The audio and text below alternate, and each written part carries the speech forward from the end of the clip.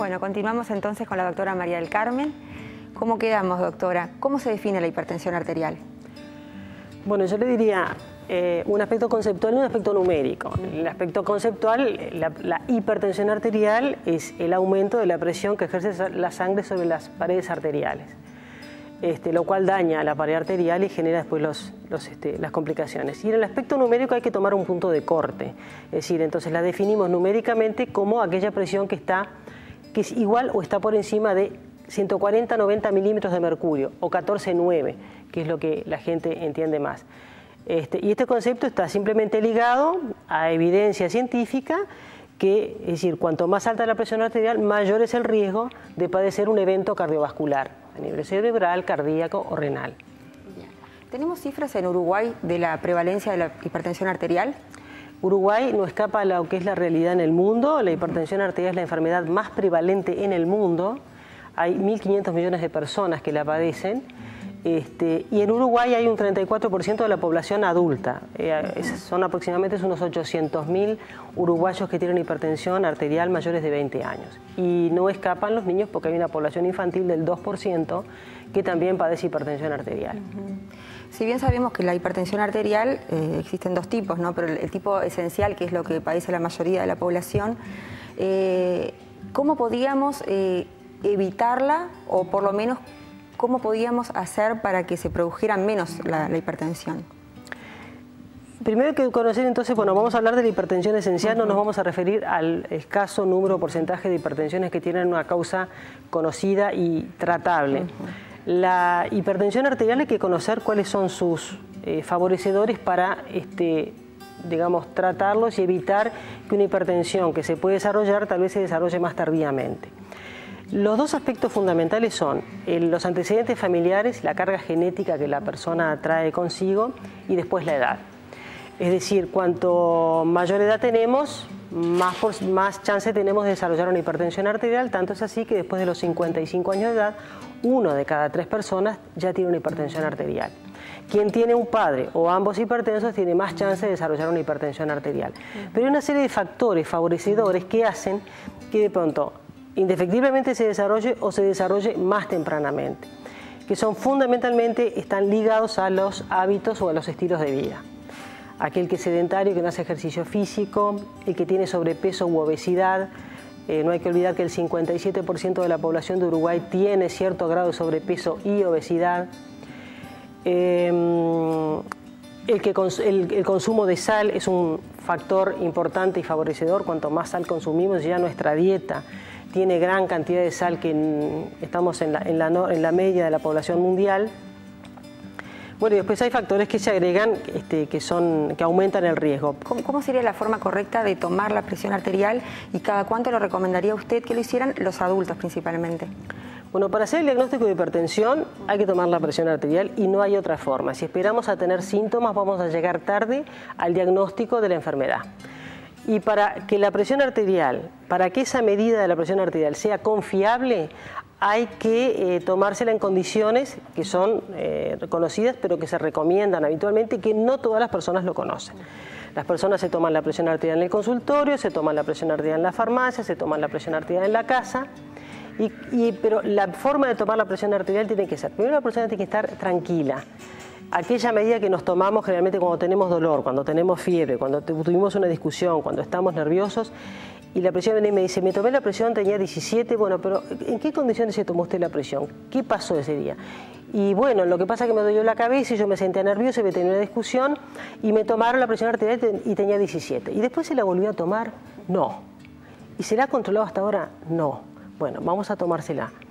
Entonces lo más probable es que en esas condiciones esa medida no era fiable para hacer diagnóstico de hipertensión arterial, sino que hay que tomarla para el diagnóstico en 2 o 3 circunstancias diferentes, con la persona en reposo, sin tener ninguna circunstancia como la que yo le mencioné, tiene que estar sentada, tiene que estar con la espalda reposando en el respaldo del asiento, con los 2 pies sobre el piso. No tiene que estar hablando, no tiene que haber fumado, ni tomado café, ni ningún estimulante en el momento previo. Tiene que haber orinado, no tiene que estar con deseos de orinar. Todas esas cosas alteran el valor, la medida de la presión arterial. Y por supuesto que hay que tener en cuenta quién la toma y cómo es el aparato que utilizamos para medirla.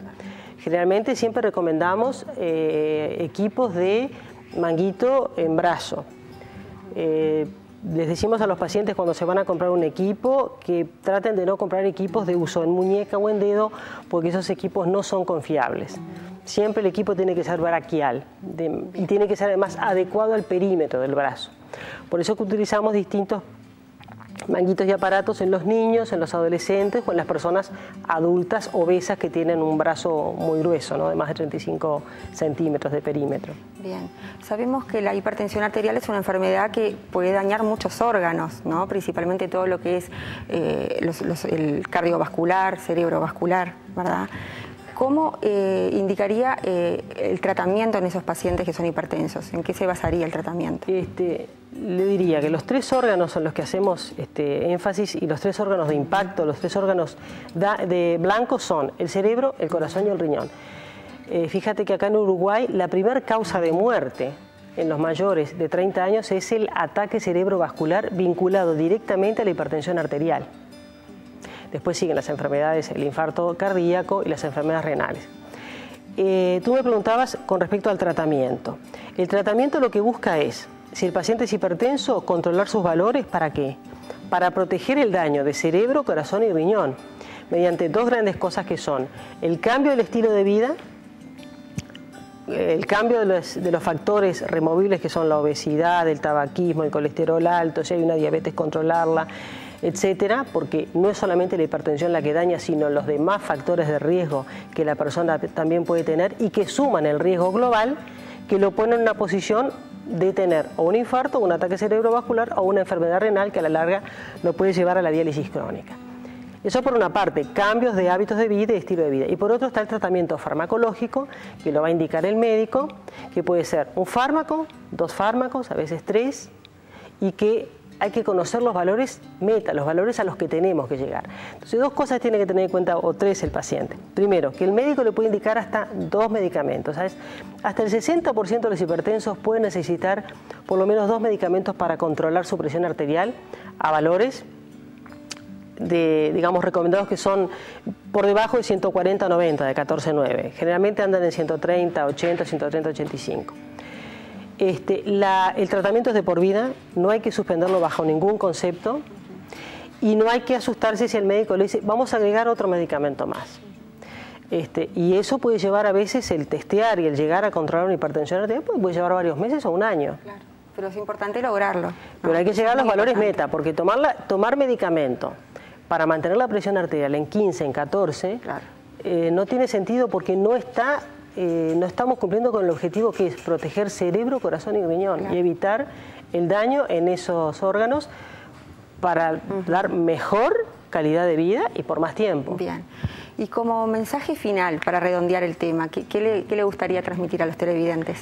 Este año la Sociedad Uruguaya de Hipertensión adhiere a lo que es el eslogan o la campaña que hace la Liga Mundial, y entonces estamos trabajando sobre el tema de conozca su presión arterial, conozca sus números de presión arterial, ideal, conozca su número de presión arterial, a qué distancia está usted de ellos, y proteja su cerebro, su corazón y su riñón, y recuerde que la sal no solo está en el salero, son los 2 aspectos. Perfecto. Muchas gracias por habernos acompañado y continuamos con más Vivir en Salud.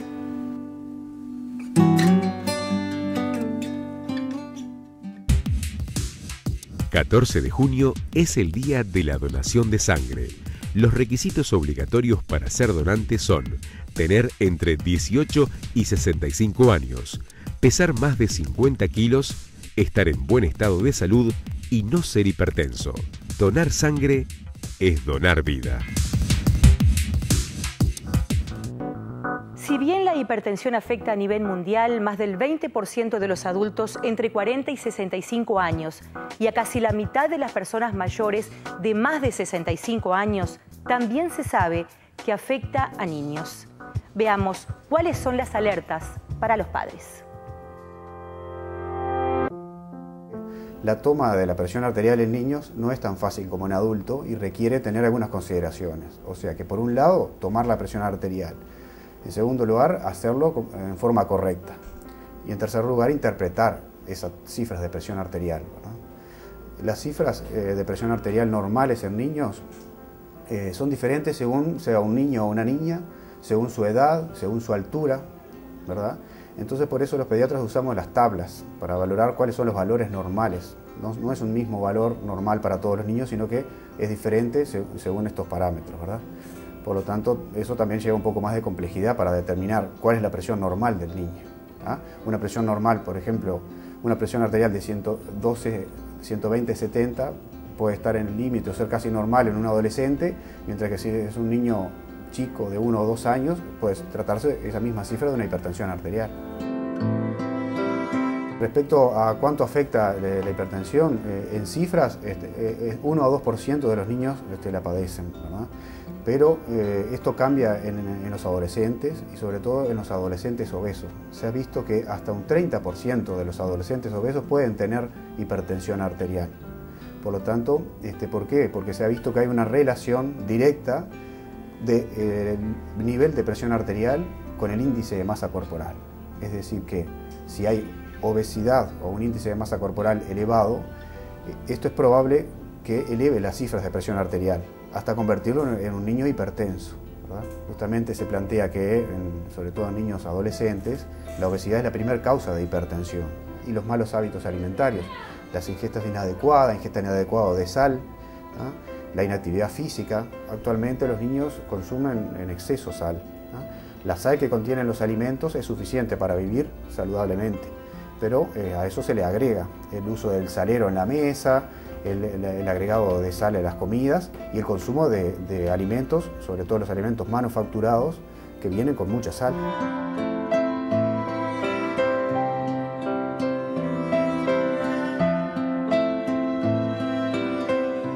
La edad más frecuente de hipertensión es la adolescencia, justamente, ¿tá? Sobre todo el niño adolescente obeso, como dijimos, que podía tener hasta un 30%. Pero se puede presentar la hipertensión a todas las edades, por eso que siempre a los niños se debe tomar la presión arterial por lo menos una vez al año en los controles de salud.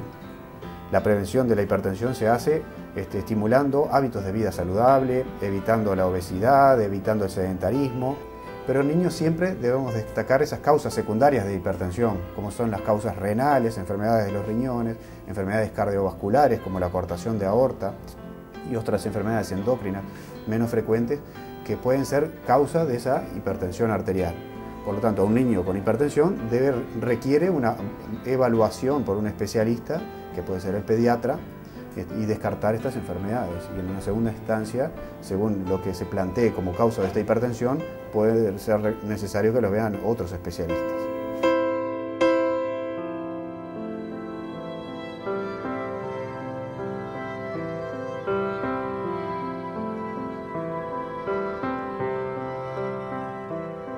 En Uruguay el consumo de sal es alto, equivale al de países desarrollados, 17 a 18 gramos por día.